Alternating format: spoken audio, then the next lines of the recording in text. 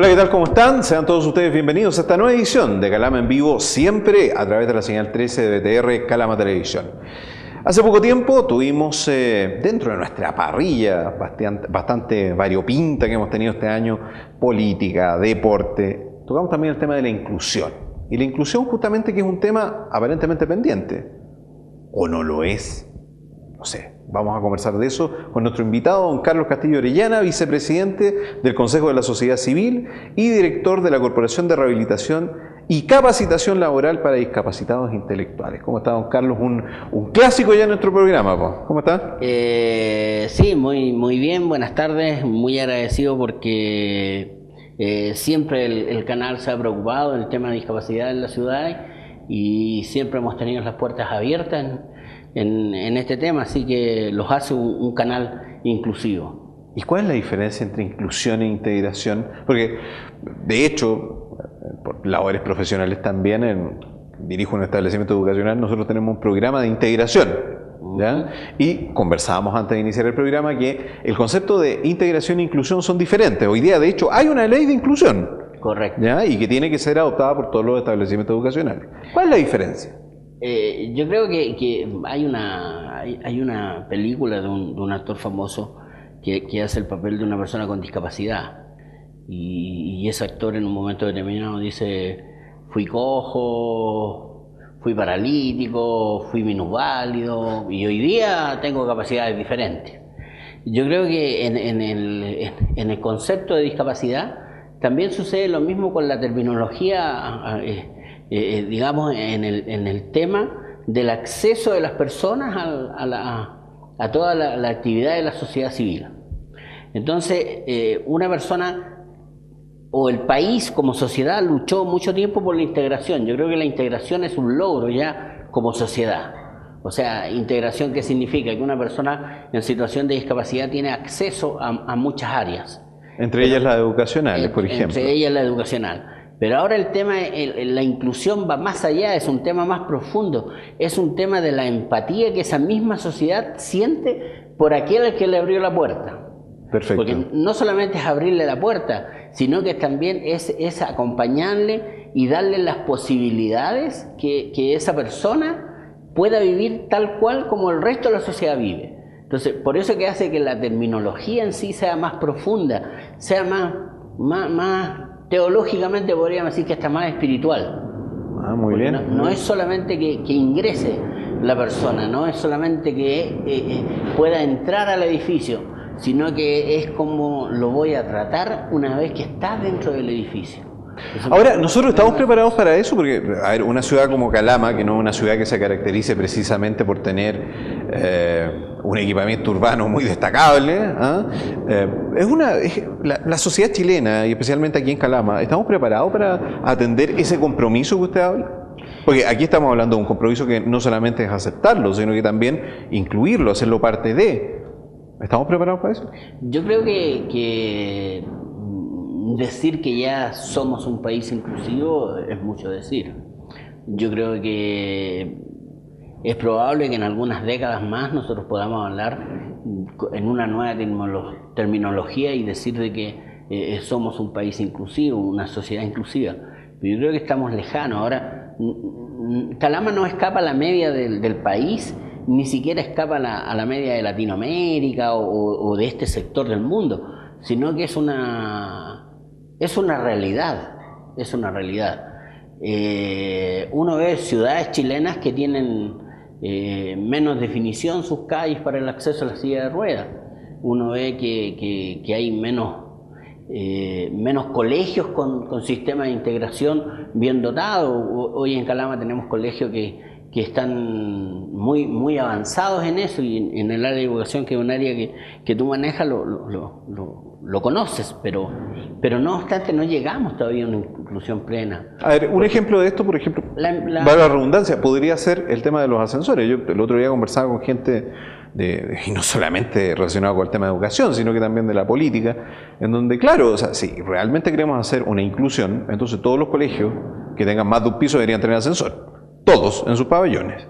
Correcto. Todos. Y que yo sepa, salvo el caso de una institución de educación superior, de color rojo que cumple 50 años, la cual no voy a nombrar porque no es auspiciador del programa. Y salvo, me parece, el Liceo Bicentenario, que tiene ascensor, no sé si está funcionando. La Escuela Valentín Letelier, como me informa el gran hermano por el auricular. Paramos de contar, y estamos hablando no solamente de establecimientos públicos, estamos hablando también de establecimientos privados que eventualmente podrían tener los recursos para realmente hacer parte, invertir en cuanto a infraestructura para que se entienda el concepto de inclusión como tal. Claro, lo que pasa es que en Calama todavía vivimos la ley del peldaño. O sea, todavía construimos con una altura, digamos, que nos saque de la normalidad. ¿Qué es lo que significa eso? Significa que cuando podamos hablar de inclusión es que todas las puertas están abiertas, es que todas son accesibles. Hoy día se sigue construyendo puertas de 60 centímetros, 70 centímetros. Y no cabe una silla de ruedas. Hoy día tenemos iglesias que no tienen acceso, hoy día tenemos centros comerciales que no tienen acceso. Y algunos que tienen acceso le tenemos que poner ciertos tópicos para que no se roben los carros del supermercado, que pasan a ser equivalentemente más importantes que el paso de una persona en silla de ruedas. Claro. Entonces, todavía hablar de inclusión es muy en pañales. El mismo tema de las leyes, si podemos tener muchas leyes.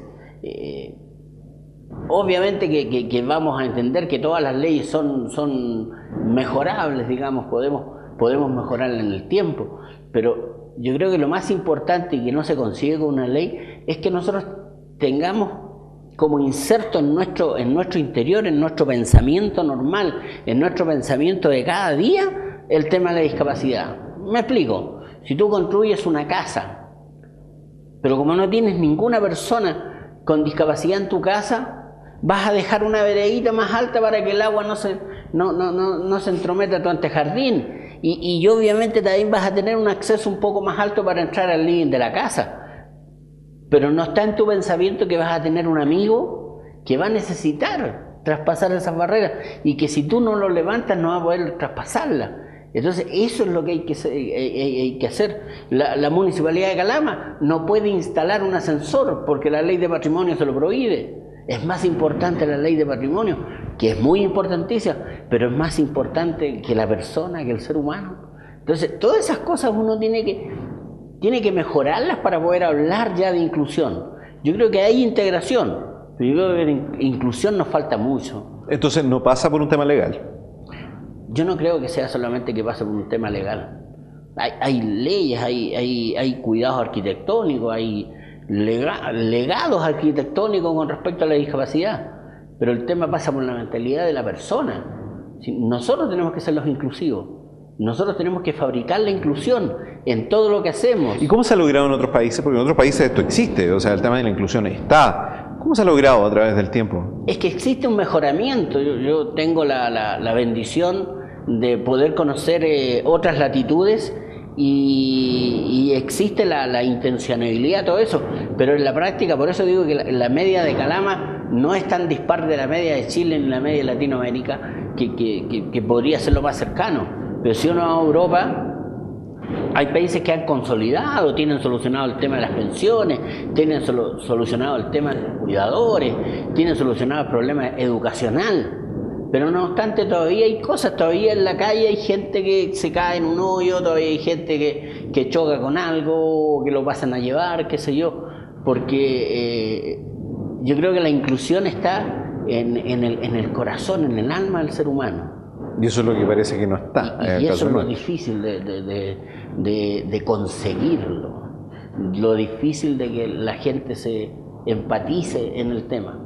Conversábamos antes del inicio de este programa con respecto al tema de las pensiones, ¿ya? De las pensiones a las personas que sufren algún tipo de discapacidad. Y usted me hacía referencia que en Chile hay que ser discapacitado y hay que ser pobre para poder optar a algún tipo de beneficio del Estado. Estoy hablando de pensiones específicamente. ¿Cómo es eso? ¿Cómo se explica eso? Bueno, nosotros cuando digo nosotros, me refiero a la gente que ha trabajado en los grandes temas de discapacidad. se lo presentamos tanto al gobierno anterior como al actual y le hemos presentado la posibilidad que se estudie la ley que tipifica el tema de las pensiones. A ver, un momento ahí. ¿De qué se trata esta ley? Porque usted la conoce bien. Sí, es que garantiza una pensión cuando socioeconómicamente la persona tiene un nivel bajo. Obviamente que una persona que esté en los programas que son los más socialmente bajos, por así decirlo, los quintiles más bajos, tienen acceso a esta pensión. Pero una persona discapacitada que la media familiar sea un poco alta, y ya no hablo ni siquiera que sea alta, sino que un poco alta, ya no tiene acceso a eso. O sea, sobre el quinto quintil, si mal no recuerdo.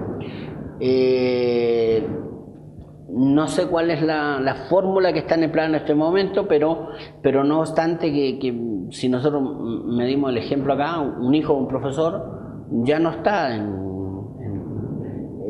digamos, en condiciones y tomo el tema del profesor no por ser peyorativo, sino que porque es un tema que tú también conoces y que yo lo vivo en la realidad con muchos amigos que son del área educacional. Y ellos los hijos discapacitados no van a tener acceso a esa pensión. Nunca. No la van a tener hasta que ellos no estén muertos y no estén prácticamente en la calle. Es así de crudo. De crudo. Hay una terminología, usé una terminología así delante de una ministro en una oportunidad y no le gustó mucho cuando le dije: en Chile, aparte de ser discapacitado, hay que ser más pobre que una rata para poder tener una pensión, porque eso es lo que está sucediendo. ¿Y qué le dijeron? No gustó mucho. No gustó. No gustó. Pero es una realidad. Es una realidad. Yo creo que en los países más desarrollados en este tema se ha logrado que la persona, por su condición patológica, tenga una pensión. Porque defiendo a veces, y a lo mejor me voy mucho a la discapacidad con temas cognitivos del ser humano, pero son personas que no van a tener acceso a nada. Entonces, una pensión, muchos de ellos pueden manejar una pensión, pero no tienen acceso a la pensión si la condición familiar, porque siempre se asume que el cuidador va a ser mamá, papá, hermano. Y ellos son los responsables. Claro, y son los responsables, y eso lleva a que hay que estudiar otras leyes, como el tema de quitarle las resoluciones a una persona. Hoy día los tribunales no son claros para declarar la interdicción, qué sé yo, y todo eso. O sea, son muchos temas en este área que van más allá de la pensión, que debieran ser estudiados y que debieran ser estudiados en profundidad. Es un tema interesante, don Carlos. Fíjese que usted acaba de tocar un tema que es la interdicción. ¿Cuándo, supongamos que una persona tiene un pariente que está en una situación de discapacidad intelectual, ¿cuándo o cómo puede ser declarado interdicto? A través de los tribunales, porque es un proceso legal además, ¿no? Cuando los parientes familiares lícitamente determinen y presenten documentos que digan que la persona, por tener una discapacidad cognitiva, no está en condiciones de tomar decisiones. ¿Y qué le parece eso a usted? A mí no me parece mucho. ¿Por qué? No me parece porque ya con los años de experiencia que tengo trabajando con personas con este tipo de discapacidad, creo que muchas de ellas todavía están en condiciones de tomar ciertas resoluciones. Ahora, ahí entra el tema de la inclusión. No tienen las posibilidades de inclusión, porque no tienen las posibilidades de decisión. Porque si no tienen una pensión que dependa de ellos, no sabemos si maneja o no maneja, o no le podemos enseñar a manejar el recurso. Entonces ahí es donde la experiencia en las organizaciones de discapacidad tiene que ser traspasada al Estado. Y eso es lo que no se ve que suceda. No es cosa de nombrar una comisión eterna de estudio del tema de la discapacidad si está en una élite y no está allí donde realmente está sucediendo el tema. Pero usted sabe que las mesas de expertos famosas en Chile, ¿eh? Vamos a hacer una comisión para esto, para esto otro. ¿Cómo cepillarse los dientes? Comisión. ¿Eh? ¿Cómo tomar el vaso de agua? Comisión. ¿Cómo abrir la bolsita de té? Comisión también. Es lo normal, pues. Claro, Ahora, ¿cómo se integran estas personas? Está bien, hay una persona, por ejemplo, que tiene una discapacidad intelectual. ¿Cómo se integra a la sociedad? Porque una forma de integración, y bueno, es probablemente la más común, es a través del empleo, del trabajo. ¿Estas personas tienen posibilidades efectivas de poder trabajar en alguna cosa? Yo creo que hay que definir dos cosas. A ver. Si tiene posibilidades efectivas de poder trabajar en alguna cosa, y en eso soy terminantemente pensante que sí. Perfecto. Pero otra cosa es si tienen la posibilidad de acceder a ese trabajo, y ahí es donde comienzan las dificultades. Porque esto ha quedado en manos del privado fundamentalmente. O sea, la persona que tiene alguna discapacidad intelectual y que quiere entrar al mundo laboral, la única opción que tiene, ¿cuál es? El privado. O sea, aquí no es que lo vayan a llamar de, no sé, a un ministerio, por ejemplo, ¿sabe qué? Le vamos a ofrecer tal trabajo. El tema es que aquí hay que hacer una diferencia. Hay varias discapacidades que tienen acceso, no al 100%, pero tienen un mayor acceso. Hoy día motriz, por ejemplo. Es mucho más fácil una persona con discapacidad motriz en una silla de ruedas que tenga acceso. Esa persona tiene otros problemas. Tiene problemas que le dan trabajo en el 5.º piso y... La movilidad, y no hay escalera, por nombrar algo. Por ser no hay ascensor. Claro. Pero, si hay escalera... Claro, pero no obstante, que en el caso de las personas con discapacidad, en lo cognitivo, ahí comienza un verdadero problema, porque ahí la fase, como digo, es muy cero. Es muy cero. Solamente pensaba una persona, no sé, la vivencia de Corcaldén. Nadie se imagina que hay 3 o 4 alumnos que cortan tarjetas de presentación mucho mejor que los monitores. ¿Por qué? Porque lo hemos especializado, hemos trabajado, pero hay que tener paciencia, hay que tener tolerancia, hay que ser inclusivo en aceptar las condicionantes. ¿Hay alguna empresa en Chile que tenga una política con respecto a este tema? Yo creo que hay muchas empresas que por el tema de la responsabilidad social empresarial manifiestan que tienen una política empresarial de aceptar este caso, pero la experiencia nos dice que los resultados generalmente parte algo muy fuerte, pero generalmente se queda en el camino, porque justamente no es solamente la inversión de tenerle un sueldo a la persona con esta discapacidad, sino que también tienen que tener una supervisión directa. Entonces no podemos entregarle trabajo y ahí tenemos que asumirlo, no podemos entregarle un trabajo en que solamente dependan de ellos. ¿El Estado no subvenciona a empresas que están interesadas en esto? Yo he escuchado de subvenciones al trabajo mujer, subvenciones al trabajo jóvenes, que no quiere decir que no esté de acuerdo, no confundir la situación, pero la verdad es que no he escuchado que haya una subvención real por el trabajo personas con discapacidad y sobre todo cognitiva. ¿En Calama existe alguna empresa que se haga cargo de las personas con discapacidad intelectual para integrarlas al mundo, incluirlas en el mundo laboral? O sea, hay muchas empresas que han manifestado el interés. No, pero estamos hablando no solamente del interés. Yo tengo el interés que Deportes Concepción vuelva a primera división, pero de ahí a que suceda... Claro, y incluso en el retail también uno puede escuchar aquello. Pero la verdad es que yo no veo que haya un programa que haya tenido un éxito mayor en este tema. Insisto, salvo algunos supermercados que tienen no reponedores, sino que los chicos que embolsan. Empaquetadores. Pero demos el nombre, porque yo creo que es de las pocas empresas que ha hecho al menos... Uno puede encontrar empaquetadores con discapacidad en donde más encuentra en Unimar en este caso, y es loable, y en este momento hay otro supermercado que está en conversaciones con la agrupación Down e incluso con Corcaldén para ver la posibilidad de ahí. ¿Cuál? Ubicar. Es un supermercado, pareciera que es relativamente nuevo y que está trabajando, o sea, relativamente nuevo, pero no es tan grande tampoco. Ya, perfecto. Pero digamos, no doy el nombre porque no estoy autorizado de hacerlo. No lo quiere comprometer. No lo quiero comprometer. Pero tampoco, podríamos comprometerlo igual. No quiero. Pero yo creo que al escuchar esto va a entender el mensaje. Van a entender el mensaje, qué sé yo. Don Carlos, nos queda súper poco tiempo en el programa. Yo le dije que vamos a pasar volando. Y hay un tema que es ineludible conversarlo, porque usted fue parte de la Calamatón en un momento. Hoy día entiendo que ya no lo es. No.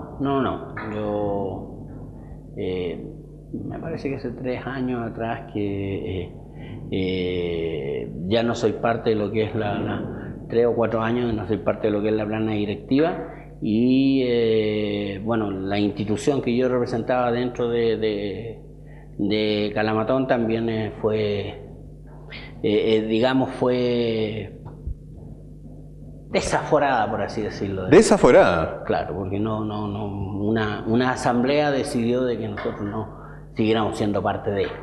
Y como institución nunca hemos, digamos, hemos querido acceder más allá de los recursos de Calamatón, porque con eso permitíamos que el resto de las organizaciones recibieran un monto mayores que ni siquiera apelamos a la medida.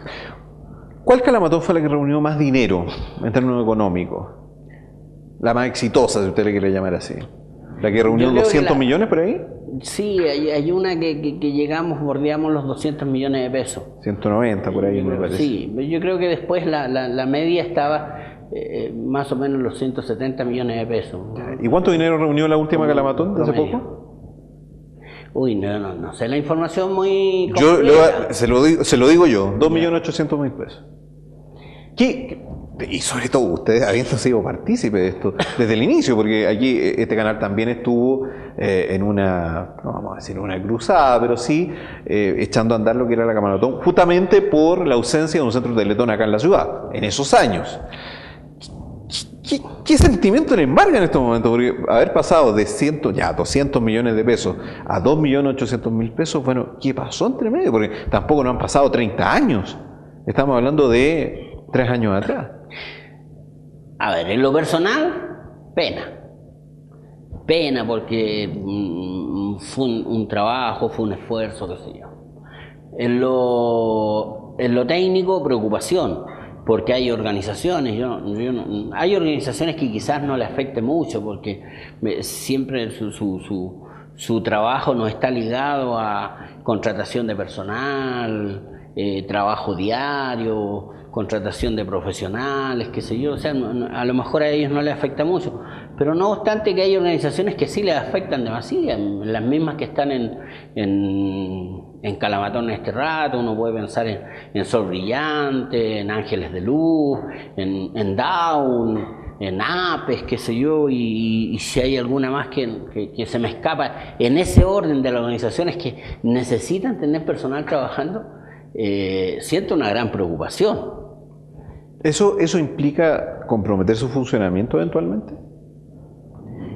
Obviamente que sí, porque hoy en día los recursos que las organizaciones manejan son bajísimos, no hay presupuesto específico. ¿Y en el caso de Corcaldén, cómo se financia? Es que el caso de Corcaldén nosotros hemos logrado estabilizar un poco, porque nosotros no somos autosustentables.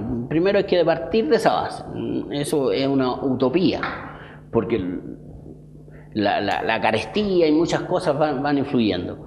Pero nosotros hemos logrado una cierta estabilidad como organización, producto de los talleres que manejamos, que siempre le estamos buscando una productividad.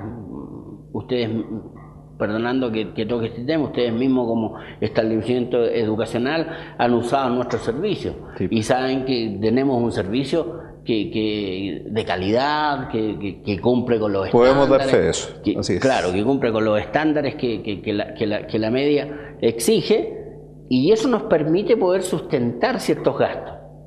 Pero ostensiblemente para Corcaldén, un ingreso como el que provoca o provocaba Calamatón es importantísimo. Entonces también es una pérdida.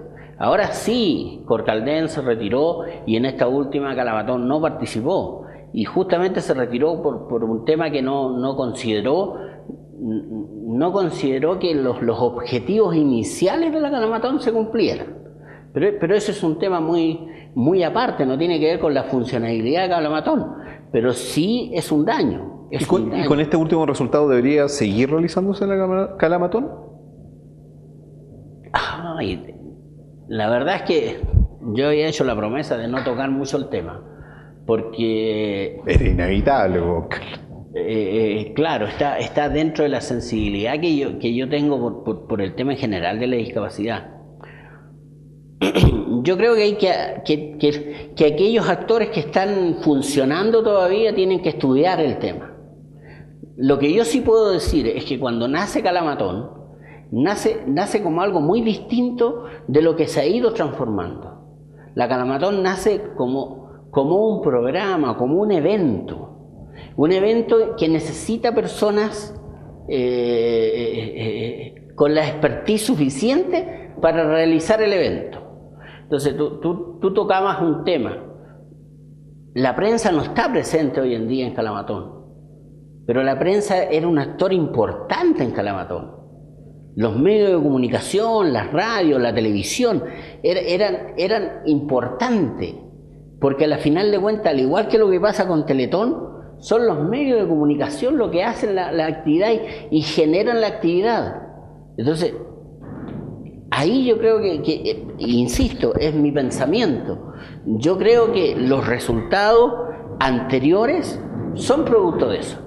Independiente de que esté, porque no podemos olvidar lo que también nosotros sufrimos en alguna oportunidad cuando logramos el máximo de recursos, en que los sindicatos, por castigar otro asunto, nos aportaron, pero después nos quitaron el aporte en alguna ocasión. Pero ese quitar no nos afectó. Porque la gente aportaba. Ese quiere decir que la gente actuó en beneficio de ese resultado. Y de ahí en adelante estudiar qué puede haber sucedido, pero estudiarlo así con seriedad. ¿Qué puede haber sucedido? Que la gente dejó de seguir apostando por una actividad de este tipo. Y después de esos análisis, ahí tendrán que aquellos que les corresponde decidir si lo van a hacer de nuevo, si no lo van a hacer, qué sé yo, eso. Ya es el resorte de la libertad de quienes están hoy día conformando lo que es el organismo. Queda un minuto, súper breve. ¿Existen posibilidades de que las agrupaciones que hoy día no están en Calamatón puedan volver? Y no estoy hablando solamente de la suya, porque hay otras también.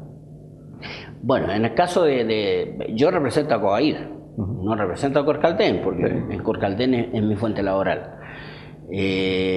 No sabría decirle. Habría que pensar. Habría que pensarlo mucho. En el caso de nosotros como COAID, no están ni siquiera en planes, ni en nuestra mente, ni nada. Ni siquiera soy bien honesto en decir que ni siquiera nos hemos preocupado de los resultados.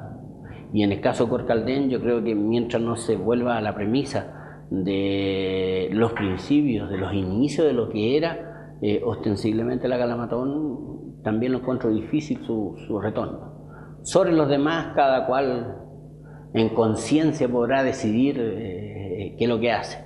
Lo que sí estoy en el pensamiento cierto es que Calama es necesario que la ciudadanía apoye a las organizaciones de discapacidad, sobre todo a estas organizaciones que realmente dependen de esos recursos para poder seguir manteniendo todos estos centros, estos institutos, estos establecimientos que trabajan en pro de la rehabilitación, de la recuperación, de la reinserción y obviamente de la futura inclusión de las personas en situación de discapacidad. Carlos Castillo, acá en Calama en Vivo, hablando sobre el tema de inclusión, que ya cambió de integración. Muchas gracias, Carlos, por haber estado acá. Muy agradecido a ustedes. Y a todos ustedes los invitamos a que sigan nuestra sintonía. Por nuestra parte nos reencontraremos en una nueva edición de Calama en Vivo. Recuerde, próximamente los debates para la próxima elección municipal. Todos los candidatos, los 7, van a estar acá. Programas separados, sí. 7 candidatos es mucho, tenerlo en un solo programa. Por separado, un grupo de 4, un grupo de 3, a partir de la próxima semana en programas en vivo y en directo. Que estén bien. Chao, chao. Buenas noches.